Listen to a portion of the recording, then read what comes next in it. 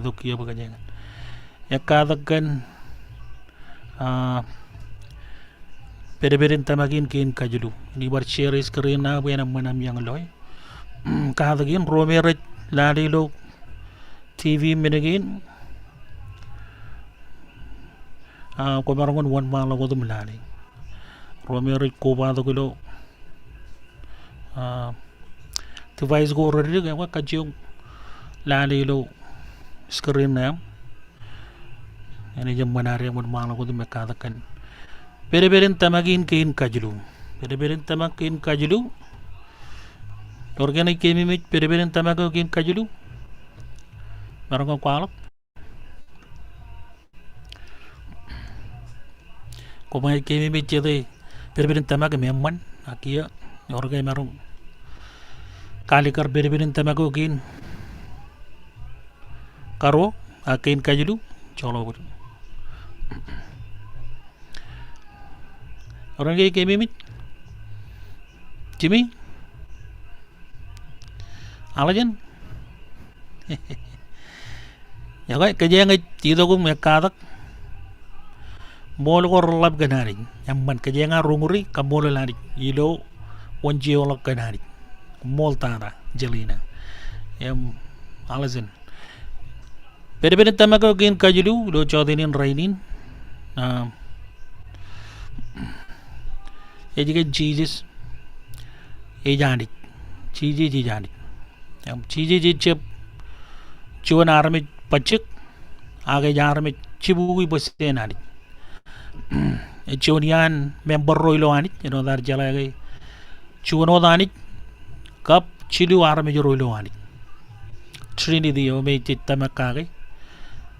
रिचप चीज़ी जी चिप चेमें चीज़ी जी चिप चेदब को जो जर रेंगे की जा रही कहाँ तक इनके चीज़ी जी जाओ लिमें चीज़ी जी चेमें चीज़ी जी चेदब को जर इम चीज़ी जाक कच्चब चिरू आर में जो रोइलो चुन वो दानी चीज़ी चेदब को जो जर कब चेमें इम रज में बर्रिन आनी चुन वो दानी इम जी कम बोले लानी जी भाई पेरे तमाकिन इन्हें जो तो कोई बर proving an gaje no daring jala ga lang kadak rainin rajab eksabe ge jiji ji jani chet kadak ko rowan ratama ke jiji ji menin kaman banana ni chet raj parahinot compare ge jiji ji chadan sedan age brother rewan chedan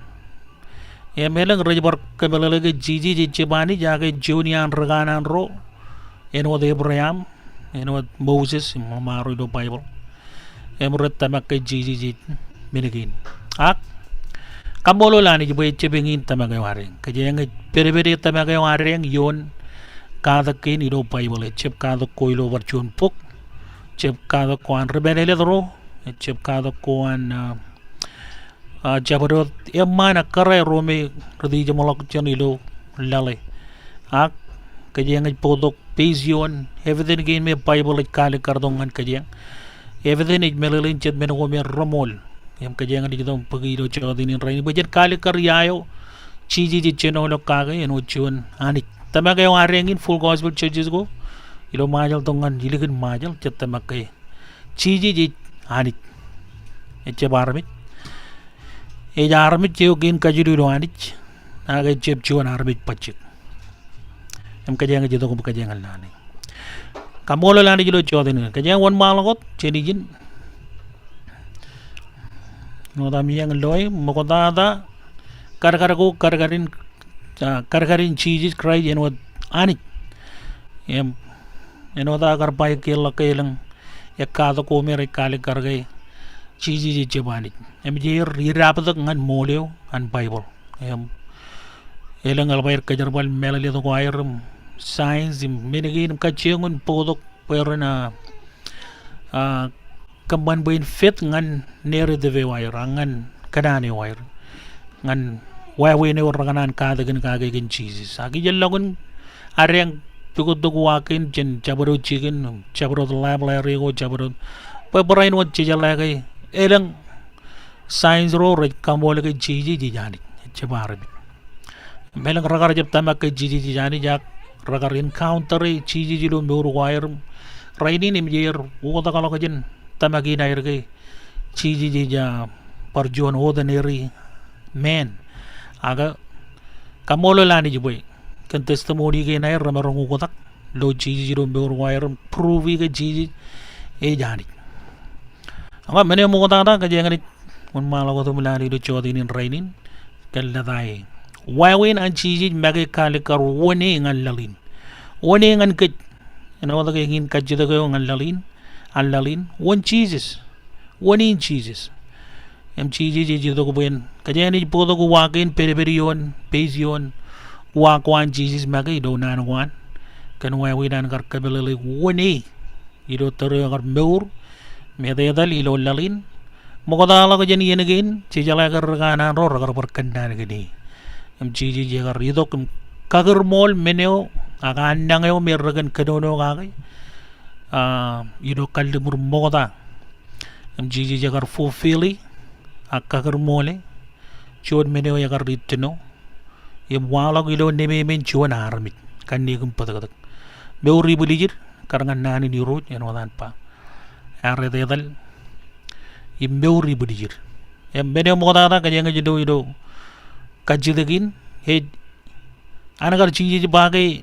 ejido ko jellang ejeb jellalin jellang emi claimi ge agar wallal tak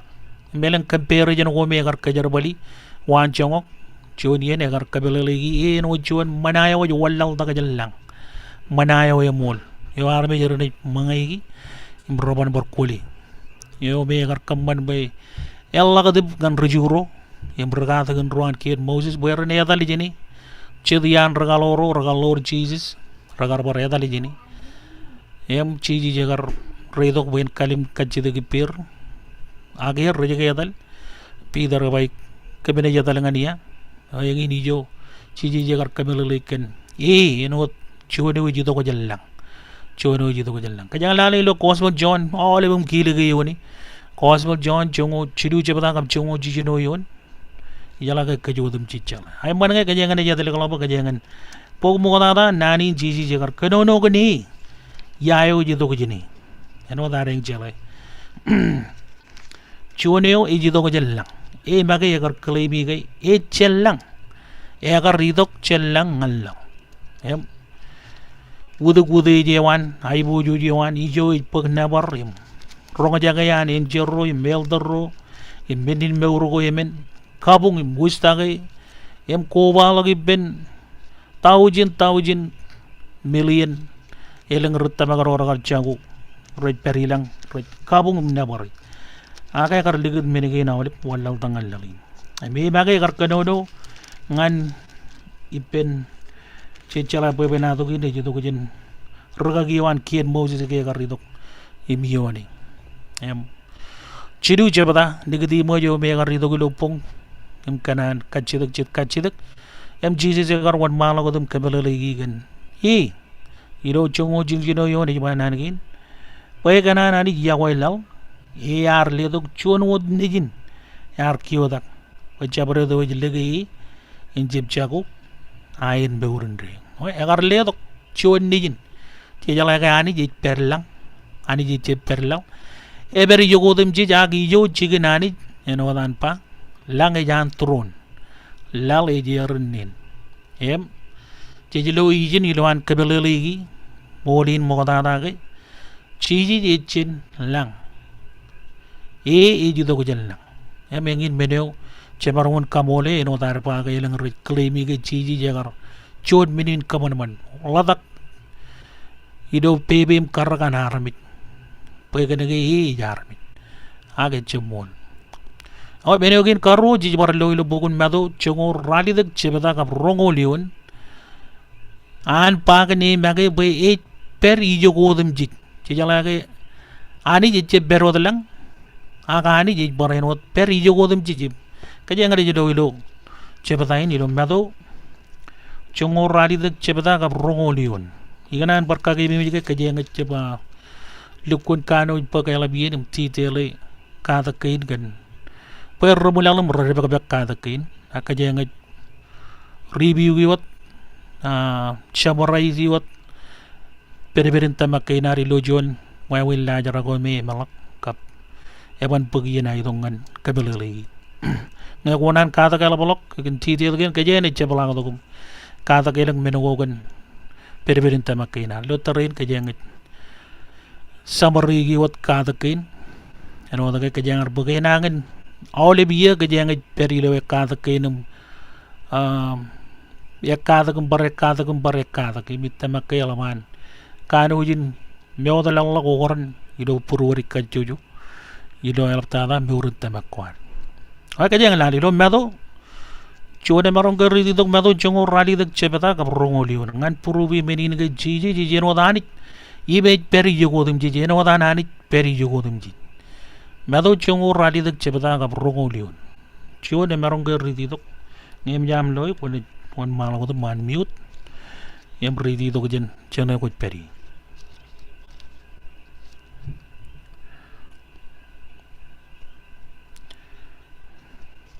More kali. All dana chimi choju mun mal. Ilo mato chora de chora yum. Romulio.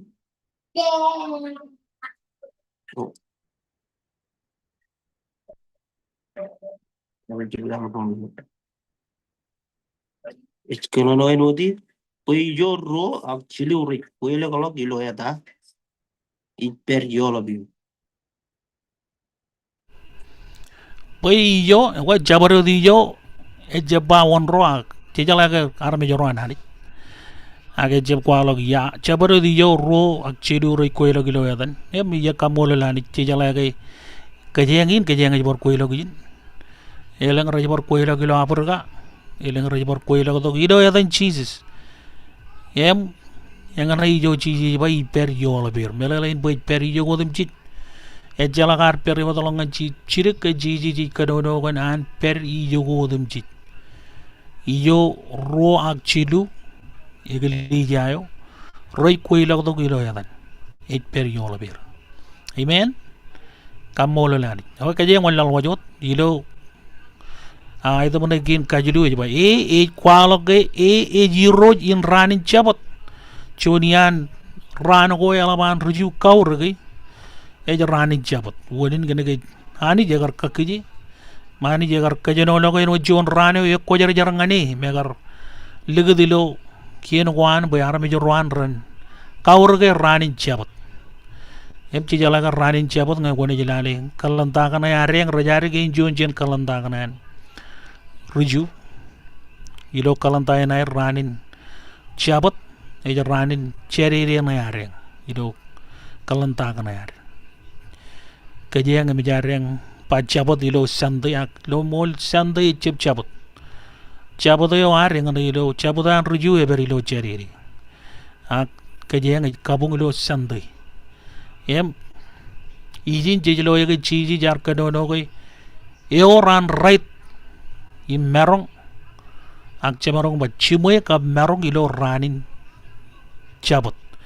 chon mene kan ujin lagade bungan rujuro ngai chon ene kamman chon charbal ilo ranin chabot ena chon menin kawwata kilo kien wire kamman kaje ngan ro kamman charbal magade ilo ranin chabot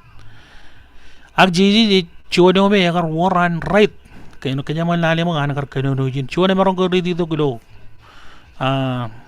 mak ro jabada ka rongo jimijon ngan rongo radi kaya nga kalau Bible kanam mak ro jabada ka rongol cholo ber rongo jimijon ngan rongo radi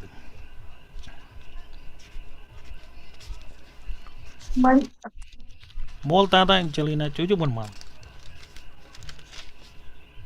ime banganir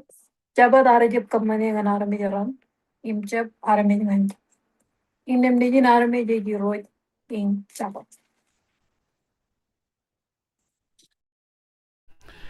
nejin arme jeji rojin chabot wow kambolo lani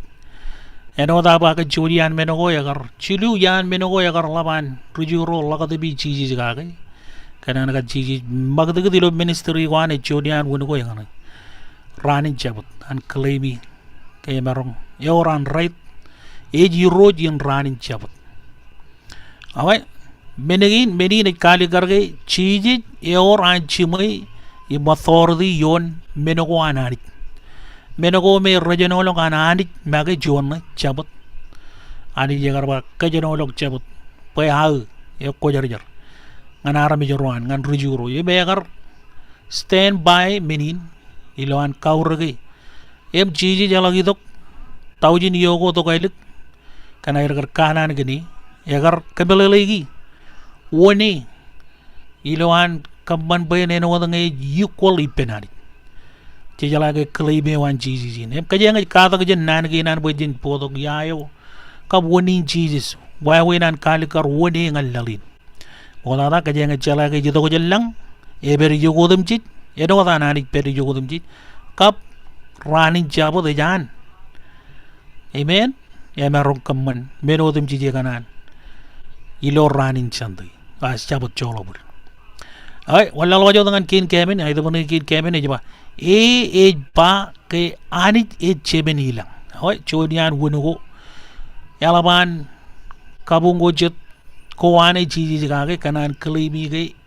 e nijinani chodian kabung ge ne mazlam ro rajab tabagilo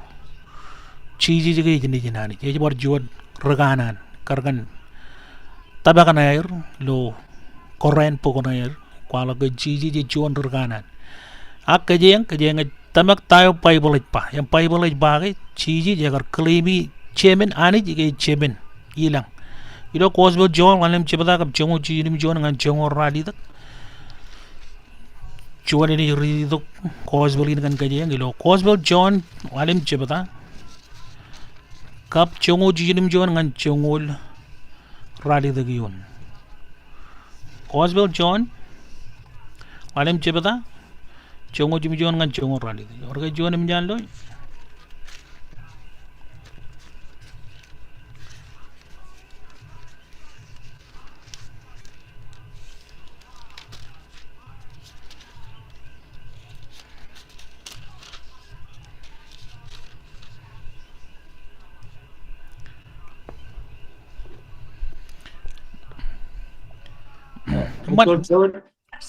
malagot Orang siapa dah yang cuma Kim Jong yang cuma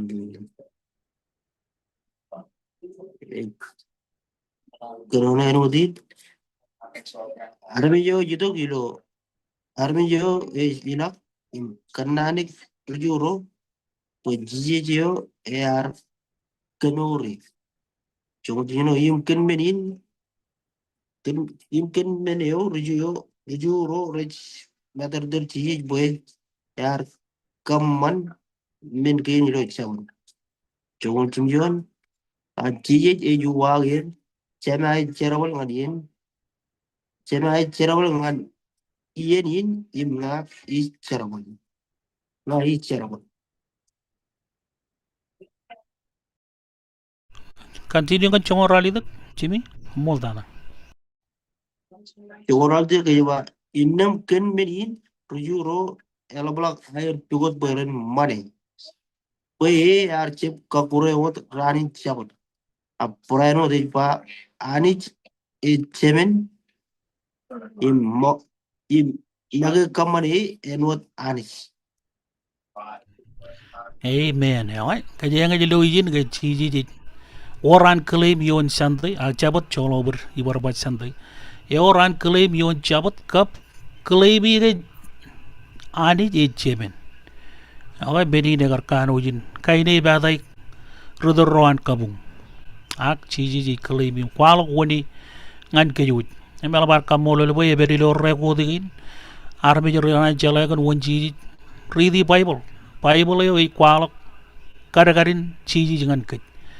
em cebarong jala ka chiji chen nan ginan kamolo li roy boy chone ka reko de kay chiji pa ga chemen ani je chemen em kamolo lani ibelo ay mun gen kalale me ba e pa awle kajor ilo lang imlo law e jan wow chorin bar comparison nganani kay kajor wodem jit an eno wadanani kajor wodem kajor supernatural kajur elaman kajur ilingan kajur wodim jit awai kajang ladi lo meto rongor radi ta ragi klan nga komerong jakuin choda wat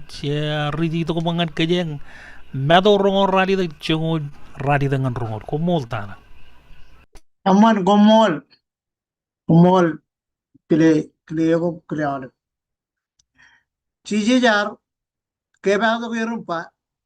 e mo jile to ngani all mero ngodem ji imlang komunilak ngani penar bi jodem ji I jogo chabareot im kamman berren regalora peptizir iloten chema im nejin im chedep kojarja im kadeng nier berren pewage menodem ji im ja churon kom kagi im keme me pe ilaj peri pemi yenodem ji ngan yeneo elegdada manot boltada leo kunjechet anijin chiji barkan bere ke kajor wodim jit emo jele longani waneo yakar lelongani ani chemen em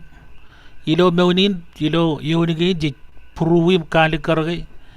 marongo waka thordio emo jan ledok kan ke chiji jit chidgol lokket ngayore ni kaji dinga jit bagya thordio ar ani jio yakar kaman menodim jit amen yang hinugunan chalagi lagum kajuda ke gilija chur chabarot burit chejjebi dogum kampani lo chabarot merong aka thordi ilo thordi wanani yo me agar kaman man burit gen rajan ijo ko chabarot lo lal edi ejan em kamol bo cosbelo elag chur ijo godum ji merong ina thordin me ji wa e mo jele tongani kajo rodum ji Đúng cái cam bol lani kajang wala wajot ilo sabari gay na ren kan katagin chodin in rainin yo road page gar kajong squeegee to boy eno ta ba kai kajang ani jala detail lugun pa lugun reba ba katakin cebarong gar bug yung ulangan chualangan ruaway na ren chid ba naman katak kan nani di rojilo pere-pere tamak kay nara cekanan pokok ko samori boy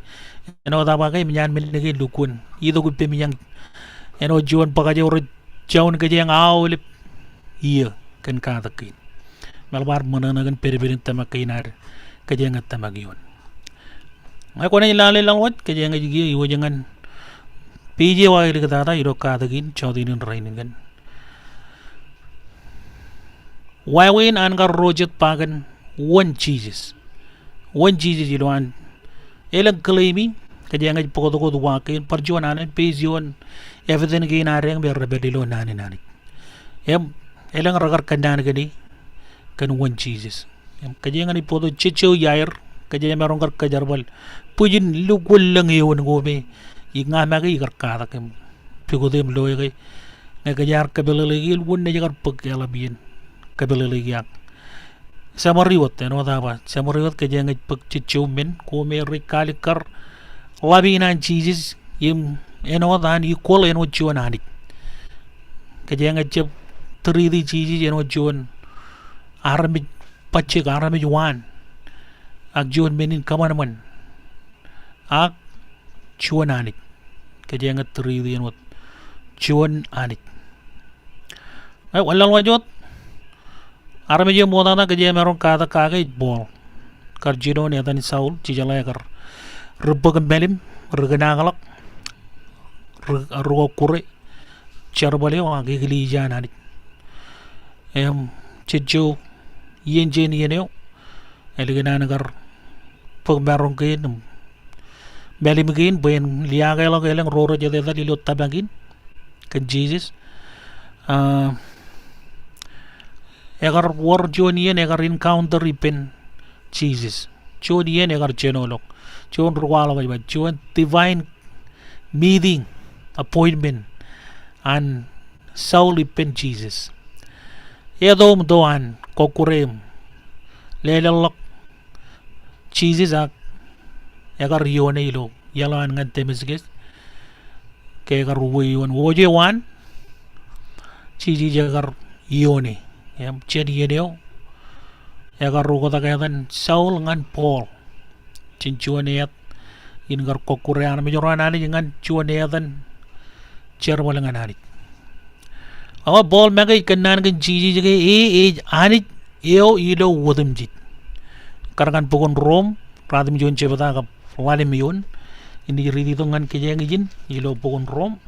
ada kalau pai bolam ngan pukon Rom radim jon chebata ka wale miyon ngayor kajida kebujarake kejeng ya katak jodinin raid menge samari menigin kejeng pegiak feel free in kebujarake em kajida kamolo boy Dr. Bastard Clan abor beri jana ya me bor ber ruga gi ro chemer ruga ber ta magra ne bor ko ba to menigin ak chebine ba da boy chegar chebe ka da got nak chegar bor pe jangan chongon odar merongan kebuji ke jangan ya ka ki ilo radmi jon chebata ilo bogun Rom ka bolale miyon okay chelale wawinan Paul Frame cheeses gan nanan tebula dakai ngani eba rochimam chemer engineer wodum ji engineer grade yagar ngan kanik yo yon wodum ji Anij yamanana yindreyo amen eo yon wodum ji Anij yon wodum ji jon Anij yoran merong yon compare cheeses enot Anij enot anagar cheeses bagay barani eno daren kada ki dottama kirge armejio jonian member roilo ani Jesus kamoro liro jor jon chadi gar loy ngune mani meron kar chere do kanga palen ngi ro je kananam chemur ngan wonche lali dik fodo wen chere ngan komeng elgone man chadi ne kalikar rolo wan ani rolo an armejo ro chidu do ani pejin jale recep jon wot chiji chemen chip chedo konyer ak irjil chilu rajani chuno dani awa wala wajin jin Paul agar kado kan chiji jige Anij yon wodem jit e menyogen karoji loy agar berreo koma kemi jatan berreo Tōmak agar chon berre ke ragar baga ragar lo chiji e agar walo kananin pere ke recep kanono mon me karata ya rongan chiji pangan ilo kada gani ergan ande jagar chagu imchara ga beji toilik age bage yagar tenai tamagin aliginan chiji walo ko lale mok proclamation an Tōmak aliginan lo cheeses mage gan mejen padagam kanik Melikinan katulog pain ilo kinijugo an Jesus ilo John rongol gab rongor radid John e merong ko rididok yunin John rongol gab rongor radid Gospel John rongol gab rongor radid Man, okay amol dana Tōmak arwade where you wrote imani. ya ko jen John ribere ngan John rutamak lo kun ngai tamagawan Tōmak ga jaridi wat walem palen road pasen ke aga eliginan kadulog bin woy wa rutamak yon rutamak eno danga yagar je perewa chiji ko ja iro jim ko ja ganit ko ja iro yima ganit chiji jagar je kabu jarake yagar je ba chip geroro ichem nga iro ichem nga ni aga ar kadolok pe Tōmak en nabare amen yagin meneo Anij kanan Anij yala lodo kech ibiyo na gaje kana yugo juwar awai ya karbojen nabarim kabung kaudeji walo ge jari roji marani eno Tōmak meleng yen kaje ngaje bare no Tōmak ja kamolo lari pe chembele ba Anij ji rige ar nabare meleng yen jene jatan walla lagdo ar legem tamakani ak eliginar por low cheeses and kakajoror murginar Cemerong in kwalokar nemori. Amen. Cemerong kwalokar kabungani. Ke jari ruji marani. Tamolo liroj. Aida menekin kajidu ya koi changan polo ta kai karpa kai chiji je neme meneo anani. Neme meneo anani. Amen. It Anijeo yang ar manifest ilo kanya kum patak. Lukune nalikar. Agar lukune nalikar chiji em kajang nalian Paul kabila lagi ngani kili jalo. Filibai roche bata chiljino ngan chongo juan. Filibai roche bata chiljino ngan rongo chongo juan. Juan ni marong ke ridi tak.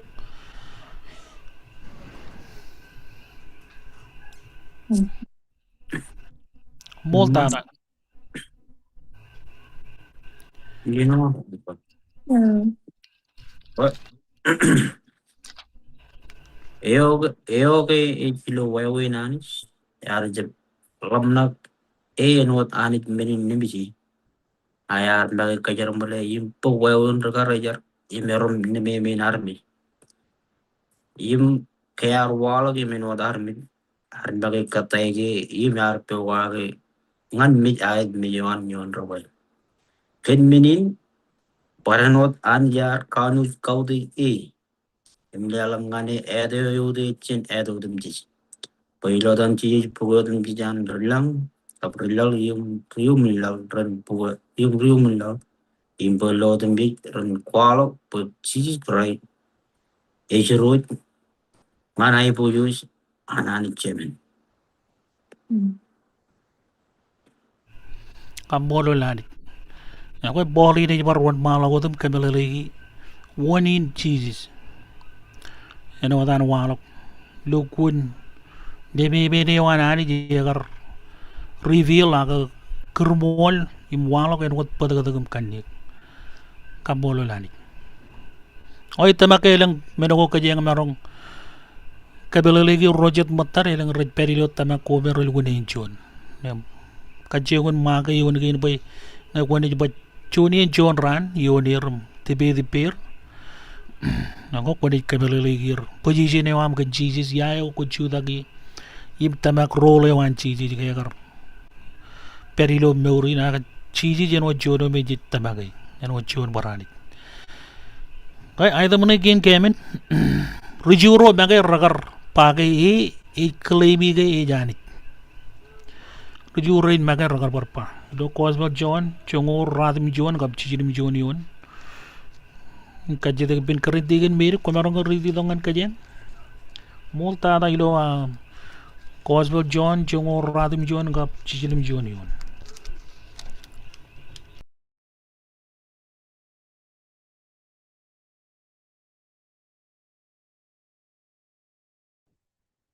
Man kumor kaki. Kocho John Ratum John ba. Rujuro raruwa kay. Kian yo am ik pawe in mit kanagay ik magay dikuday ni jinani. Awa jajalagan rujurin, leukun ejaga berbererorin. Celak Raidin tamagay wire kan chiji jagar jab walang lok chirik par. Leukun negative vote. Megar da ragar chalai chiji ko. Kian wan Moses ka pokwan raganan ro. Akhir bagay ragar tinaygi. Jesus. Yep. Chunian nanangan ay air yan ay ilo mo raj bagay chiji jit bagay iklim. Arraja lagi. Cijalagay urjun min yagar kano jin kaman bay ran chabek sebi chiji bay chichadagan chiji ko wanani ano tagani yagar bagay rigray yo ini jayu bu jagar mit yam arme jorin ragar waray pat ido rolling ngan dia log chiji bay chichet chiji ko wanani yam rala manak rar kambane ganir magayak lomol agar ba pero dilo bebe wanani jebe ngarin kurban army joro ragar tizait peron kwalo gon Jesus Choni ay nan ngana rajba. Chiji ji claim ke ni nani. Agar laga de bingadir. Akamola nani. Eno dar chala ke chonian testimony ko ragar lowi ken. Rugroyo agar raga mi chiji jagar kebeuri. Em chijala kan pebe na do. Yer bagar ragar tenai. Ak chiji jagar company me ko me chalak. Choni nangan gar company. Kap kata kwan raje birabdak ngan tayo Bible chiji ko pa. Megar pujin evident peran eksebi yung pag chiji jeno Choni ay riro jibro mor. Agir magir ragar kanan. Awa chiji lo kay chedian nan ko gin yabal lang men ko no tapa. Idul lang yon ko meron kar pugudo ko sharing kanya. Kanya nga chamri lutarin. Ilo lada si chiji jagar pag nabar ko yung kabunggo janarmit eno dan Anij pagi. Jelo chonian merong mengo chiji claimi gani Anij talongon buen pagwude yung nabar kabung jen arme joruan. Echalo ko dag chiji jabar chonio pag menegin. Eno da agar bay kelang agar jab talongon eoran ni jagar merong kebujarak tomut buen jab kabung gani. Akti monro weren jeb kwalok wadi agi magi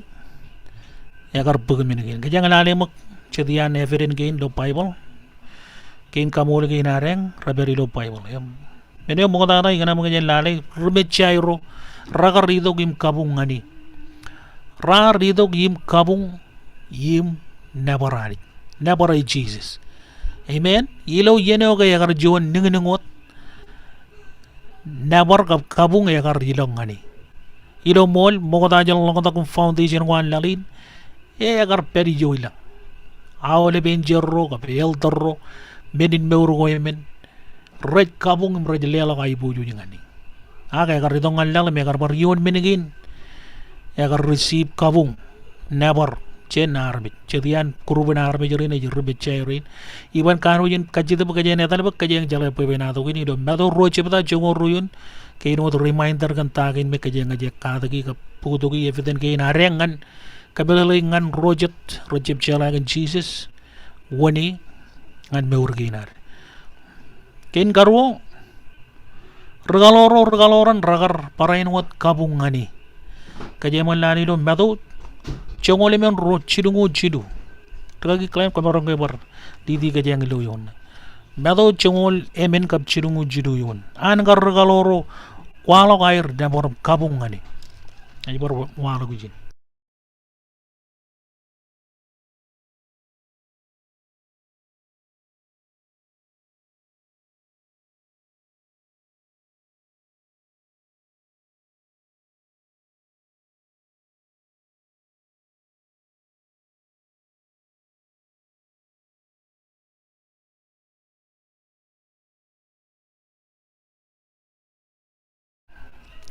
Regagi nga ko bojak mado chongol emen ro chidungu chidu yon moltana imut ikaw mo dyan ridi ay imut okay yaman iniwan malakot aywa rorgaloran yon wayo rar kabungan chiji jimpa dukun mol kwen ni jinan amen awai regaloro rin lamaro ragar carry on legacy on Jesus agor kwalo kilo yoni nigay ragar kabung lelo kan dabar ngani regalorin MJ kamolo lani jiboy perilo nan ki na reng bajin chalay rolo wan Jesus ngan kit chechep kajagaron Jesus ngay jitong ngan ar kabung ngani kamolo lani jiga na ali ni kinigi na ruj rainin itong ngan 21st century kajang beuri im dukun chejelo alo ko rulukun tubala tagay edan Jesus elang belalo ko mer rulukun mulalim dukun ungur burur kan air kwalok won Jesus ma yakar boyen kabung never jin kit kamolo liro Yorjon Karailo Bible ilo cha terego Jesus jagar dur magad ilo chepta ne wat chongol lalim ka prongol lalim yon chene jido karain kene neo yagar kabungan Jesus ilo cepatain chongo lalim kap rongol lalim yon brother Jimmy jojo mon mal ko mado chongo lalim chono page jare watch eje bengane otilo page kana rongol lalim yon jojo mlani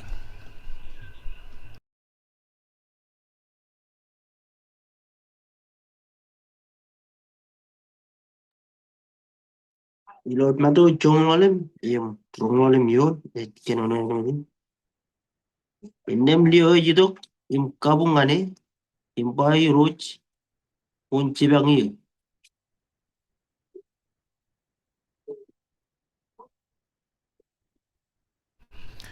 ako karay ne karidok kani penji sim kabungani nga barjuananen chije belongan chije pobaraygi agar jabo nga arganan ot ngay chiji ji jon rganan ot yadagay agar merong in pek kabung meneo me muyin ani juot talagun ani juot ak chiji logo chiji ji embrace an arme rin kabung ani agay kaude air ledok chordak in kabung ani agar jabo baraygir ako barjuananen menini lukunin chudak im kabar kada koray kwala ga chiji ji jon rganan ot chiji ji jon brother an seden menagay ni jamol pwede jiji lo ilo chiji gin ray kwala lukun wani mg kamolo lani pwede chene jalang yon kada kin eche boyen yawe le lag chene lukun kwala mol nganar me rin matarim raja boy boy lo kada ko raja boy boy i bahil menin ilo yagoy pagka nagay elang roban nugur rabari lo kada kin kaya nga jebbi ko to rome raja ko lo ilo mulalin charawi ak chen bor bigo tar mi rin raja ko lo ilo kada ko romulal yim raj kaya boy boy armit chenani okay karay nilo pepenado kin jijiro ka ritong dukun sembe dengan jiji yagaray wuji chibangan Jesus yam kamolo lani karain agar receive miracle yawan eligin an gar kabungan Jesus chonin lezen ngan kajeng chabarot meno jaganan pagajanani chen mogodara idok kabungan Jesus ek karboyjen never ek karboyjen kabungani chagananot pagwagay wag chijay wujin chalay kabung mogoda chen pag ano chunian menukuhan medjalogun ipenar medjoran anit ipenar medjoran magay jiloan lawyer manana ilelok elap chen pag chunian menuko chichipta magado dilo lelok ilo money ilo churta kwa rak lelok kabung lelok never lelok anar ngani chun anar rewe jenolo kumarogun kaudeji cheeses gagay kantayo emarogun kamane ngan meuram imin mo pamak awle men chiji ye merongoy etela jon men chiji ji chep merongoy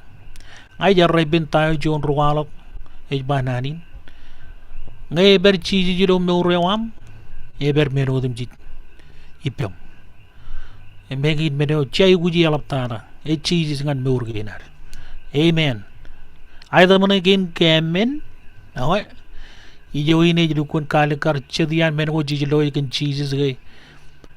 eje bar me jo dori kabungani eno da bagay ni lukun chibirelo kada kaneme rajab mol iloir kalay mi gay raganan ror chiji ji bar raganan kwar jala ga raganan ro lo bible rajab bugana bar chabaro dien ji lo ga armi jo ten nabarir raj pojar rakari ma chep nabar gem em polam ragaloro ragar bar kabane minin ke rardan kaude jeram kabungane pola ba chap chep kabungan ke bi jar mi jot ke bi ro chemim chatemi em rarje bek sebe kabungam never janar mi pe kenege chep talogir raganan ro chep talogir pag never bude e bar reply ngan ragagiro em chabarot minister ronani chep talogum pag never bude ani jeon pag never bude jim kabung ko amen okay kia ako beyond army diya chichi to kiyam loylo pukuni buru jo chebda ka chiljino yon gay enjero paraino red kabungani Arka chuan emarong ridi to gayoni nilo Hebrew chuan chepata kap chiljino yun. Chamarot Hebrew chuan chepata kap chiljino yun. Ada kalau Bible ko are ngan Hebrew chuan chepata kap chiljino yun. Parang ano ka dyan? Aman on malakot. Yeno ani jar project in chinungunto. Manchin ngalap. Kar parairo pa. All benjero anani. Ran kabu ngani. Ano mo tayo manarong dyan. Ragagi kala bat jo yung ridi jo na alin. Ano manarong dyan. Okay. Parang jaga. Yeno ani jar project in chinungunto. Manchin ngalap. Kar parairo pa. All benjero anani. Ran kabu ngani. Amen. At siya pa lang ka nakarwalok. Enjor roy lo lata kayo anak. Kaya kar piyojak bo yung chiri kanto kundi jin. Kar chiro kayo chiro bo ren. Kabung nebari. E bilo ranin lata kayo an. Chijilay. Enjor ro rakar waya katok. Ilo yeno siya pa toro rakar perilo melanyo ko. Rar waya katok yung rakar wusta kahanit. Yung nebari. Jesus. Amen. Kamolo liroy mga kayo na. Kaya enjero raja bar kabungan Jesus. Enjero raja brother an Jesus. Enjero raja paranit. Ak raj menin kaman mana ko ananit. Yan wat kaja yang aramit. Yim raja bar pukwanay rilo never yim kabungan Jesus. Wow, look when I position na raja lelong kan Jesus. Melalain ba enjero ratamak. Kay Gigi Janit. Away kamolo liroy kajang walang tangan belele na yali katara minit summarize all of it katagin kajang ay kuchala kan Jesus yiro perin tamagin are kay Janit. Meno yali katara Gigi lolo bukon revelation lalim chepata ka rally the giyon chone garden ri the alajan koy ko na yon malo menin meurgo emen yiro troneo kapel tro rongol emen red kabungani kajang kabole mo kilo revelation dahil katata bukware revelation walim chepata ka radi to giyon choju mon mal Okay, man bot. Nakailo lalim kaprali niya kaya ba? Im kayar po kayo minin lor ko emen email to rongul emen rar bung iman mejan lam yo. Imi per kacho arp im chebe ko kol ropra kan kajur red char koan ro ramman. amen kun molta na ako ijin jijilo yake la mo wanani one yo yakar ragalale one yo yakar chiji jagarito la mo wanani la mo yo yemuj mani taibo yo chonian taibo ko an chiji lam menogorragan kabani beran kadokagi chonian menin meurgo lam em chiji jagarito ko fulfilling role nan em chijilo yake yo lang menin meurgo emen meret kade trone wanani kome yo barakan me jidul kabi tuman em kene kage man kabi dul menin beurgen ragajo raj chejnayatan menin beurgen ni charbro menin beurgen men em raj kaje baroge trone anani em raj lo benodim kia chejlo ir raj kabung parainot eldorro rongolemen raj pugoylala im lelan lo crown ko ayr ngalaw im kawde yani chonian men ko ikemi mi jigi gar chiro to kar kajeng kay ken Jesus chabro dien chala to lo yen kabung kay nar chiji to bo yen kabung anem chen bar kele labe wan chiji chawana lab chiji ke it kabagat menin meurgin kapel derrin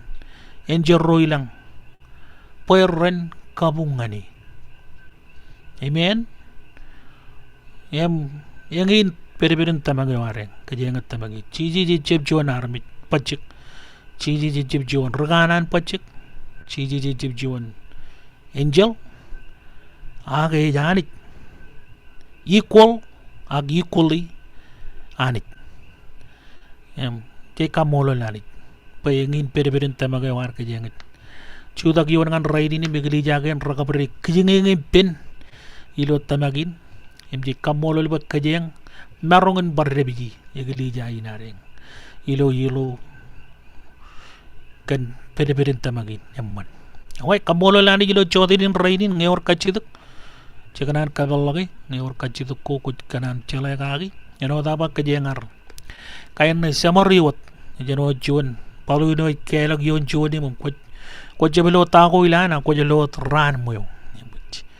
Angelin kajengar itu kagi lo chodin rainin be kada kagi samari ko be kajengat kada kan peribirin tamakin ngai titelo ko togoilik kajenganit walla kada kagi joni en jon ran ngai roje kanan pajel lukun go deeper kebuji ben ko romulang langanit ido kada kinari lo chodin kajengat pero dilo servicium kada gi menegin orga kajit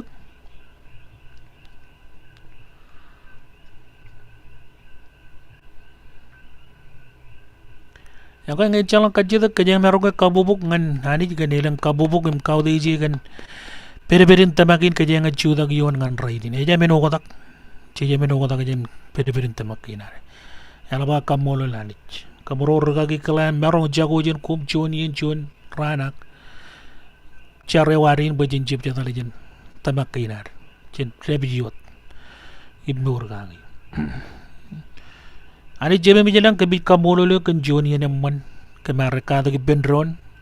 kumolo kan kada kinam charbo kon stili kada gini no puro rabiji bukemen kaje barogi bukem jalage ilang kada ko raini ne no dam kar kanan kage kairo ran